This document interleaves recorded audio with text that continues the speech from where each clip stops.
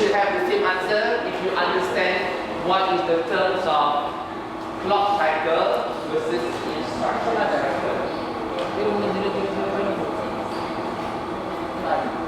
20 megahertz crystal.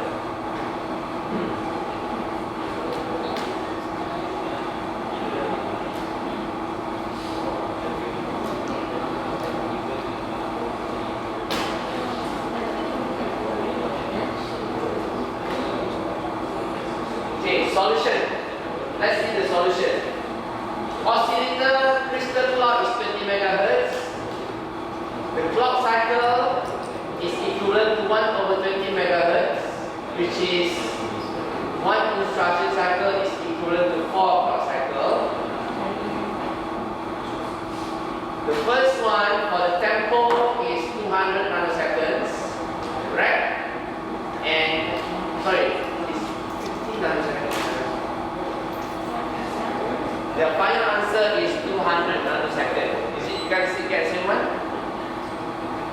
Is 1 over 20 megahertz times 4, right? Is equivalent to this one. You can get 50 nanoseconds times 4. 1 over 20 megahertz is equal to 50 nanoseconds times 4. You got 200 nanoseconds. You got the same one? Alright. So now exercise number 1. Try again. There are 2 questions. Okay, there are 2 questions. Do it now. Get the instruction cycle for a microcontroller with 8 megahertz clock.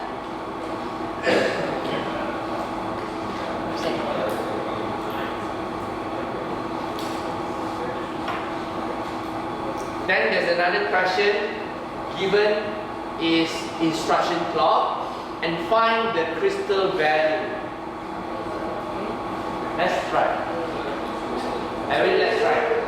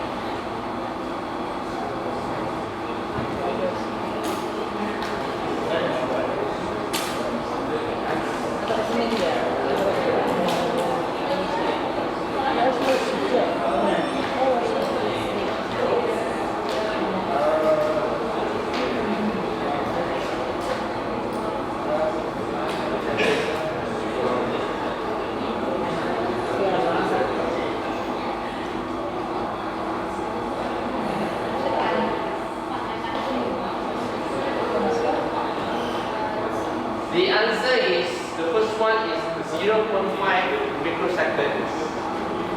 and the second answer is 10 megahertz. Betul? Do you understand about that? Do I need to repeat? I don't think so. It's quite a very direct question. So you can take the answers over there and the questions. If you're going to get it, try it.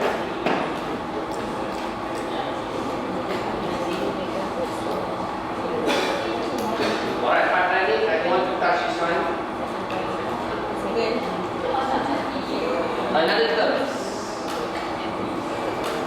This is related to the power for the microcontroller. This is a term that you need to understand. What they call it? Term. The terms brown out. Brown out means the condition where the power supply of the microprocessor is being turned off or drops, that causing problems. Sometimes it can be possible that your microcontroller cannot get 5 volts correctly. It can drop. So once it happens, it can cause problems on your microcontroller to work normally. So normally what they have to do, they have to reset it. Correct? They hang and then reset it.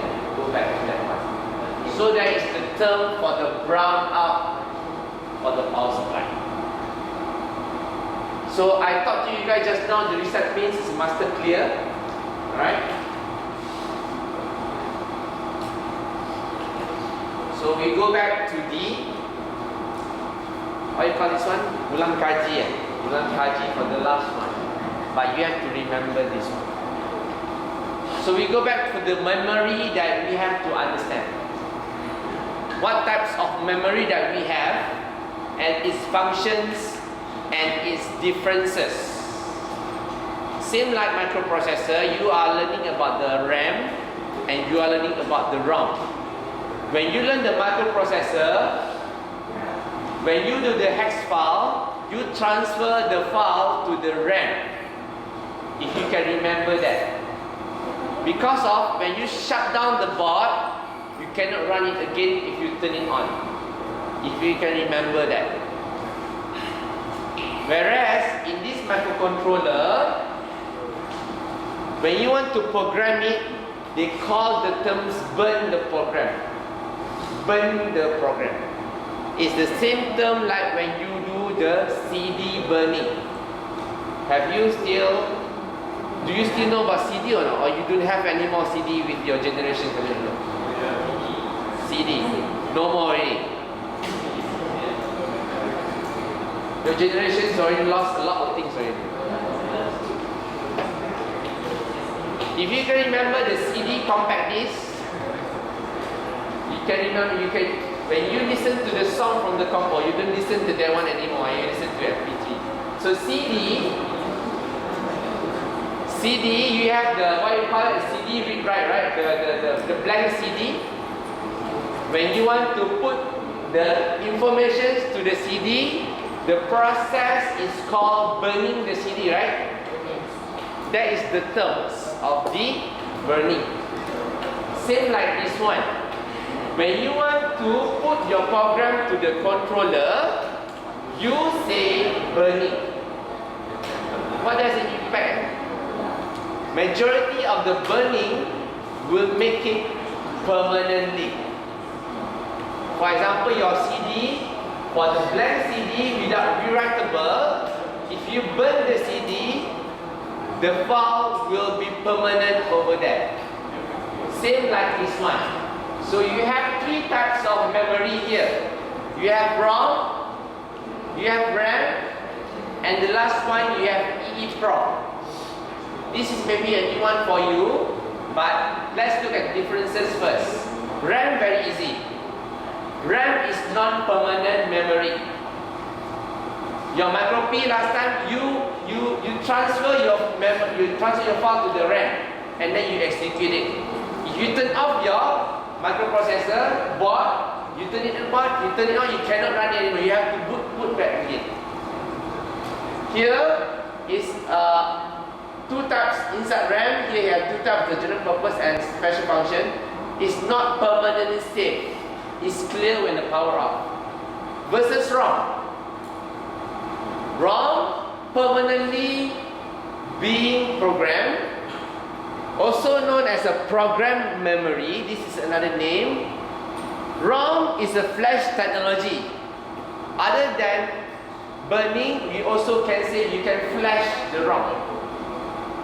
There's another term. Flash the ROM, it should be okay. Flash the ROM is another term that we use normally in the industry. Last time I used this, you can flash the ROM. Alright? The contents can be changed by providing special programming voltage at 13 volts. So, if you want to burn this one, you will give 13 volt for it to change the memory of the random, not random, it's a read-only memory, is the ROM. You have to supply up to 13 volts to change it. Quite high. It's operated at 5 volts, so you have to change the value of the ROM. You have to give 13 volt extra. Okay? So this is the differences between RAM and ROM. So let's look at the EEPROM. EEPROM is a new one. On the board, you can see that EEPROM chip over there. They call it SPI EEPROM. On your left, down. Look at the EEPROM. So the EEPROM is external chip. Left, down.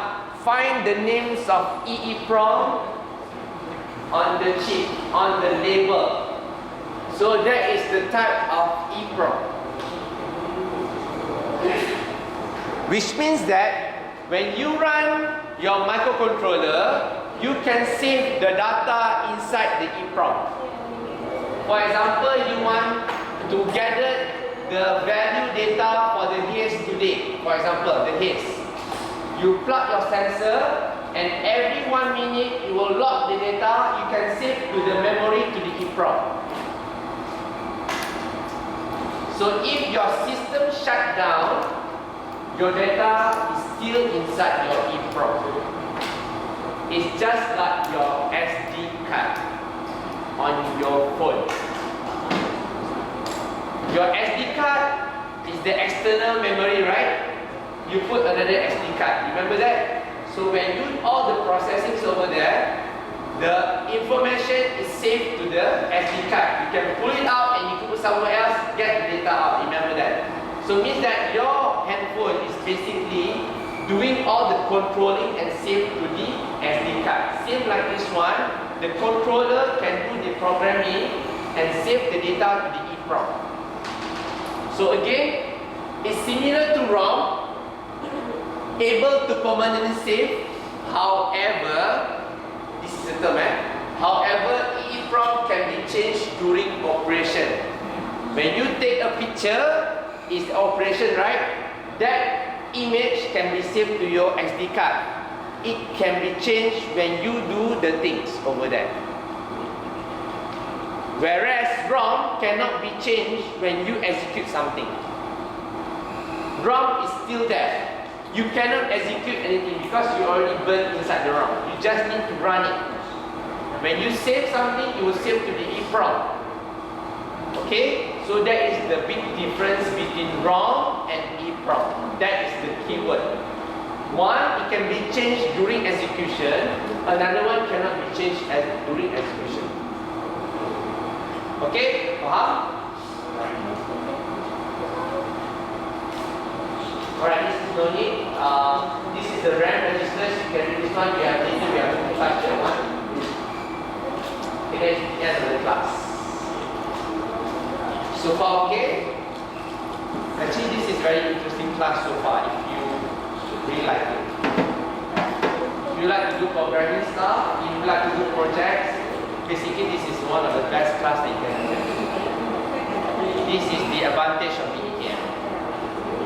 You can jump ahead in like 5P, especially when you like EEPROM.